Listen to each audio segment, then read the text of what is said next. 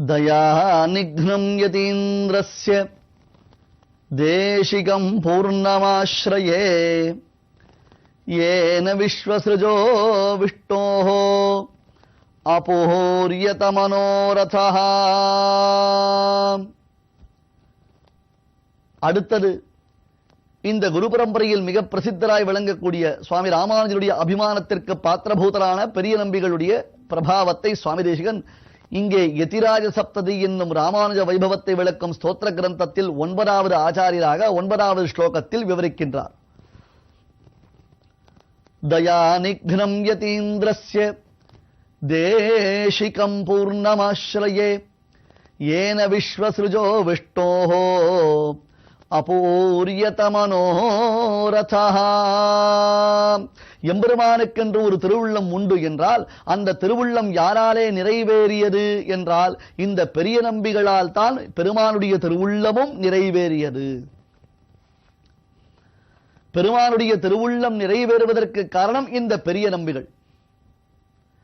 பெரிய நம்பிகள் இல்லை என்றால் ஆளவந்தாருடைய திருவுள்ளமோ தேவப்பெருமாளுடைய திருவுள்ளமோ அல்லது ரங்கநாதருடைய திருவுள்ளமோ நிறைவேறி இருக்காது. ரங்கநாதரும் தேவப்பெருமாளும் ஒன்றாக இருந்தாலும் இங்கே அர்ச்சையில் அவரவர்கள் தனித்தனியாக இருப்பதினாலே தனித்தனியானது ஒரு அனுசந்தானம். எப்படி திவ்யதேசங்களாக நாம் பெருமானை சேவிக்கிறோமோ அதுபோன்று தான் இங்கே அர்ச்சாவதாரம் என்னும் வருவது அது தனியாகத்தான் பெறுகிறது. ராமானுஜருடைய பெருமையை சொல்லும் பொழுது குரு பரம்பரைகள் அவர் பஞ்சாச்சாரிய பராஸ்ரயர் என்று கொண்டாடுகின்றன. 5 ஆச்சாரியர்களுடைய திருவடியை ஆசிரியித்தவர். ஆளவந்தாருடைய நியமனப்படி நேரடியாகத்தான் ஆளவந்தாரை ஆசிரியிக்க முடியவில்லை என்னும் குறை தீர ராமானுஜர் 5 ஆச்சாரியர்கள் திருவடியில் காலக்ஷேபம் செய்தார். பெரிய நம்பிகள், பெரிய திருமலை நம்பிகள், திருமாலை ஆண்டான், திருக்கோஷ்டியூர் நம்பிகள், திருவரங்கப் பெருமாளரையர் என்னும் 5 ஆச்சாரியர்களை சுவாமி தேசிகன் குரு பரம்பரையில் எடுத்து காண்பிக்கிறார். குரு பரம்பரை எனப்படக்கூடியதான நம்முடைய ஸ்ரீவைஷ்ணவ சம்பிரதாயத்தின் அற்புதமான ஆழ்வார் ஆச்சாரியர்களுடையதான சரித்திரங்கள் புத்தகங்களிலும் இந்த விஷயங்களை நாம் பார்க்கலாம். பஞ்சாச்சாரிய பராஸ்ரிதர் என்பதாக பெயர். ஆனால் அந்த 5 ஆச்சாரியர்களை விட அந்த 5 ஆச்சாரியர்களுக்குள்ளே சுவாமி எம்பெருமானாருக்கு யாரிடத்தில் அதிகமானதொரு பக்தி ஸ்ரத்தை என்றால் மற்றவரிடத்தில் அப்படி இல்லை என்பதாக நினைக்காதீர்கள். ஒரு அதிசயித்தமான ஒரு பிரியம் என்றால் ஒரு பக்தி என்றால் யாரிடத்தில்? பெரிய நம்பிகள் திறத்தில் தான் ராமானுஜருக்கு. தயாநிக்னம் யதீந்திரஸ்ய தேசிகம் பூர்ணமாஸ்ரயே. ஒன்றை நன்கு தெரிந்து கொள்ளுங்கள். சம்ஸ்கிருதத்தில் தேசிகன் என்னும் சப்தத்தின் பொருள் ஆச்சாரியன் என்பதாகும். தேசிகன் என்றால் ஆச்சாரியன் என்பதாக பொருள். பூர்ணாச்சாரியர் என்றால் என்ன? பூர்ண நம்பி, நம்பி பூர்ணர். நம்பி என்றாலும் பூர்ணர் என்றாலும் ஒரே அர்த்தம்தான். பெரிய நம்பி, பெரிய நம்பிகளை சேவிக்கிறோம். தயாநிக்னம் யதீந்திரஸ்ய தேசிகம் பூர்ணமாஸ்ரயே. அந்த பூர்ணரான மகாபூர்ணரான பெரிய நம்பிகளை ஆசிரியிக்கிறேன். ஏன விஸ்வஸ்ருஜோ விஷ்ணோஹ அபூர்யதமனோரதா. எந்த பெரிய நம்பிகள் செய்த காரியங்களினாலே உலகத்தை படைத்தவனான எம்பெருமானின் திருவுள்ளம் நிறைவேறியதோ, உலகத்தை படைத்தவனான எம்பெருமானுடைய திருவுள்ளம் நிறைவேறியதோ அத்தகையதான பூர்ண நம்பி மகாபூர்ணரான பெரிய நம்பிகளை நான் அடைகிறேன். இதுதான் இந்த ஸ்லோகத்தின் பரமசாரம். இதில் பெரிய நம்பிகள் என்ன செய்துவிட்டார் என்றால் ராமானுஜருடைய வாழ்க்கையில் பெரிய நம்பிகளின் பங்களிப்பு மகத்தானது. முதலில் ஆளவந்தார் தனக்கு பிறகு இந்த சித்தாந்தத்தை ஸ்தாபிப்பதற்கு ஒரு சச்சிஷ்யன் தேவை என்பதாக நினைத்து பெருமாள் கோவிலாம் காஞ்சிபுரத்தில் யாதவ பிரகாசரிடத்தில் கல்வி பயின்று வரும் இளையாழ்வாராம் பகவத் ராமானுஜரின் பெருமைகளை உணர்ந்து தான் அங்கிருந்து புறப்பட்டு காஞ்சிபுரத்திற்கு வந்து தேவப்பெருமாள் திருவடிவாரத்தில் எஸ்ய பிரசார கலையா பதிரஹா ஸ்ருணோதி என்று சரணாகதி செய்து பிறகு மீண்டும் திருவரங்கத்திற்கு எழுந்தருளினார். அதன் பின்னர் ஆளவந்தாருக்கு வயதின் முதிர்ச்சி அதிகமாகவே பெரிய நம்பிகளை அழைத்து விரைந்து சென்று நீ ராமானுஜனை அழைத்து வர வேண்டியது என்று நியமனம் செய்தார். அதன்படி பெரிய நம்பிகள் திருவரங்கத்திலிருந்து காஞ்சிபுரத்திற்கு விரைந்து வந்தார்.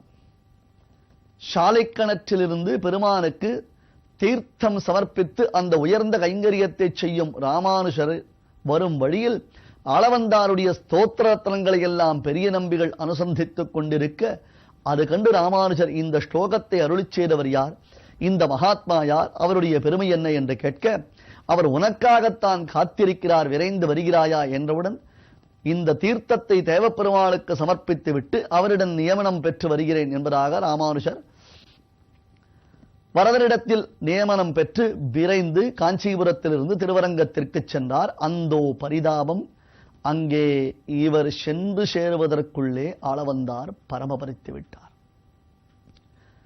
ராமானுஜருடைய வாழ்க்கையில் ஈடு செய்ய முடியாத இழப்பு இது. இந்த இழப்புக்கு மாற்று மருந்து என்பது கிடையவே கிடையாது. இதனால் மனம் நொந்த ராமானுஜர் பெரிய பெருமாளாம் ஸ்ரீ ரங்கநாதனை கூட சேவிக்காமல், எங்கள் வரதன்தான் எனக்கு எல்லாம், எங்கள் வரதனாக இருந்தால் இதை செய்திருக்க மாட்டான் அல்லவா, எங்கள் வரதன்தான் எனக்கு என்று விரைந்து வரதனிடத்தில் வந்து சேர்ந்து விட்டார். அதன் பின்னர் சிறிது காலம் கழித்து தனக்கு ஏற்பட்டிருக்கக்கூடிய சந்தேகங்களை எல்லாம் திருக்கச்சி நம்பிகள் வாயிலாக தேவப்பெருமாளிடத்தில் விண்ணப்பிக்க, தேவப்பெருமாள் பல அர்த்தங்களை அருளிச் செய்தவன். 6 வார்த்தை அருளிச் செய்த அருளாளன் 6வது வார்த்தையாக மகாபூர்ணம் சமாஸ்ரயேத், மகாபூர்ணரான பெரிய நம்பிகளை அடைய வேண்டியது என்று அருளினான். அதன்படி ராமானுஜர் அங்கிருந்து விரைந்து புறப்பட்டு திருவரங்கத்திற்கு செல்கிறார். அதே சமயம் பெரிய நம்பிகள் திருவரங்கத்திலிருந்து ராமானுஜரை பார்ப்பதற்கு காஞ்சிபுரத்திற்கு வருகிறார். இருவரும் மதுராந்தக க்ஷேத்திரத்தில் சந்திக்கிறார்கள். சுவாமி, இந்த இடம் வகுடாரண்ய க்ஷேத்திரம், எம்பெருமான் ஏரிகாத்தராமனும் கருணாகர பெருமாளும் எழுந்தருளி இருக்கிறார்கள். இந்த பெருமான் சன்னதியிலேயே அடியனுக்கு இப்பொழுதே திருவிலச்சனைகளை பிரசாதித்து திருத்தி பணிகொள்ள வேண்டும் என்று பிரார்த்தித்துக் கொண்டார். பெரிய நம்பிகள் அங்கே நம்மாழ்வார் ஸ்வரூபமாக திகழும் மகிழமரத்தின் அடியில் ஏரிகாத்தராமர் சன்னதியின் பின்புறத்தில் ராமானுஜருக்கு பஞ்சசம்ஸ்காரமான திருவிலச்சனைகளை பிரசாரித்து அவருக்கு திருமந்திரம் துவயம் சரமஸ்லோகத்தை உபதேசித்தருளினார். அதனால் தான் இன்றளவும் மதுராந்தக க்ஷேத்திரத்திற்கு துவயம் விளைந்த திருப்பதி என்பதாக திருநாமம். துவயம் விளைந்த திருப்பதி, துவயம் விளைந்த திருப்பதி என்றுதான் இதனுடைய பெருமைகளை எல்லாம் நாம் சொல்லுகிறோம். துவயம் என்றால் இங்கே மந்திரங்கள் ராமானுஜருக்கு உபதேசிக்கப்பட்டன. உலகத்தில் வேறு எங்கும் சேவிக்க முடியாத அளவுக்கு நாம் சுவாமி ராமானுஜரை இந்த க்ஷேத்திரத்தில் சேவிக்கலாம். ராமானுஜர் சந்நியாசி கோலத்தில் இல்லாமல் வஸ்திரம், அதாவது கிரகஸ்தரை போன்றதான வஸ்திரத்துடன் இங்கேதான் இருக்கிறார். இல்லறத்தின் கோலத்தில் இங்குதான் இருக்கிறார். இப்படியாக பெரிய நம்பிகளை ஆசிரியத்தவர் மறுபடியும் பெரிய நம்பிகளுடன் காஞ்சிபுரத்திற்கு வந்தார். அங்கேயே இருந்து தன் திருமாளிகையிலேயே பெரிய நம்பிகளிடத்தில் வித்யாபியாசம் செய்தார். அதன் பின்னர் சிறிது காலத்திற்கு கழித்து ஏற்பட்டதான சில பல விரும்பத்தகாத நிகழ்ச்சிகளாலே பெரிய நம்பிகள் மறுபடியும் காஞ்சியிலிருந்து திருவரங்கத்திற்கு எழுந்தருளி விட்டார். இந்த கதைகள் கீழே பலமுறை வர்ணிக்கப்பட்டிருக்கின்றன, விளக்கப்பட்டிருக்கின்றன. கிருமிகண்ட சோழன் ராமானுஜருக்கு ஆபத்தை உண்டு செய்வதற்காக அவன் ராமானுஜரை அரச சபைக்கு வரவழைத்த பொழுது கூட கூரத்தாழ்வானும் பெரிய நம்பிகளும் ராமானுஜரை தடுத்து பெரிய நம்பிகள் கூரத்தாழ்வான் இருவரும் சோழனுடைய அரச சபைக்கு சென்றார்கள். அங்கே அரசனால் கண்கள் இரண்டும் பிடுங்கி எரியப்பட்ட வேதனையினாலே பெரிய நம்பிகள் பரமபரித்து விட்டார் என்பது பெரிய சரித்திரம். ராமானுஜருடைய வருகை என்பது திருவரங்க திரு ஸ்ரீவைஷ்ணவத்திற்கு மிக முக்கியமானது என்றால் அந்த ராமானுஜரை அழைத்து வரும் பெருமை பெரிய நம்பிகளுக்குத்தான் உண்டு என்று உணர்ந்த ஆளவந்தார் பெரிய நம்பிகளை அனுப்பியிருக்கிறார். இப்படி பல இடங்களில் பெரிய நம்பிகளுக்கும் ராமானுஜருக்கும் ஒரு பெருமை சொல்லப்படுகிறது.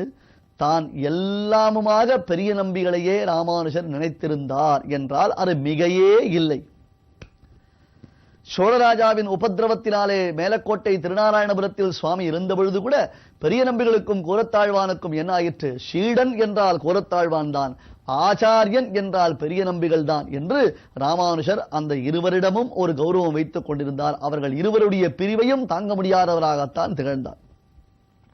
ஆகையால் தான் இந்த ஸ்லோகத்தில் ராமானுஜர் ஜெகதாச்சாரியராக விளங்குவதற்கு, ராமானுஜர் மூலமாக இந்த ராமானுஜ சம்பிரதாயம், ராமானுஜ சித்தாந்தம் தழைப்பதற்கு, எம்பெருமானுடைய திருவுள்ளம் பலித்ததற்கு பெரிய நம்பிகள் தான் காரணமாய் அமைந்ததினாலே அத்தகைய பெரிய நம்பிகளை சேவிக்கிறேன் என்கிறார். தயா நிக்னம் யதீந்திரஸ்ய தேசிகம் பூர்ணமாஸ்ரயே ஏன விஸ்வஸ்ருஜோ விஷ்ணோஹோ அபூர்யத மனோரதா. திருக்கச்சிலம்பிகள் வாயிலாக அகமேவ பரம் தத்துவம் என்று 6 வார்த்தை அருளி செய்த அருளாளன் மகாபூர்ணம் சமாஸ்ரயேத், மகாபூர்ணரான பெரிய நம்பிகளை அடைய வேண்டியது என்றால் அந்த பெரிய நம்பிகள் மீது தேவப்பெருமாளுக்கு என்ன ஒரு கௌரவம் இருந்திருக்கும், யோசித்து பாருங்களேன். ராமானுஜருடைய 1000வது திருநட்சத்திரம் 1000வது திருநட்சத்திரம் என்று இந்த 1000வது கொண்டாட்டங்களை எல்லாம் நாம் பெருமிதமாக கொண்டாடி கொண்டிருக்கிறோம். இந்த சமயத்தில் நாம் முக்கியமாக கொண்டாட வேண்டியது பெரிய நம்பிகளுடைய வைபவத்தை. அப்படி நாம் அந்த பெரிய நம்பிகளை போற்றினால்தான் ராமானுஜரின் திருவுள்ளம் உகக்கும். பெரிய நம்பிகளை கொண்டாடினால்தான் ராமானுஜருடைய திருவுள்ளம் உகக்கும், இது சந்தேகமே இல்லை. ஆகையால் ஏன விஸ்வஸ்ருஜோ விஷ்ணோஹோ அபூர்யத மனோரதா, உலகத்தை படைத்தவனான சர்வேஸ்வரன் தேவாதிராஜனுடைய திருவுள்ளம் பெரிய நம்பிகளினாலே நிறைவேறியது என்று பெரிய நம்பிகளின் பிரபாவம் வர்ணிக்கப்படுகிறது.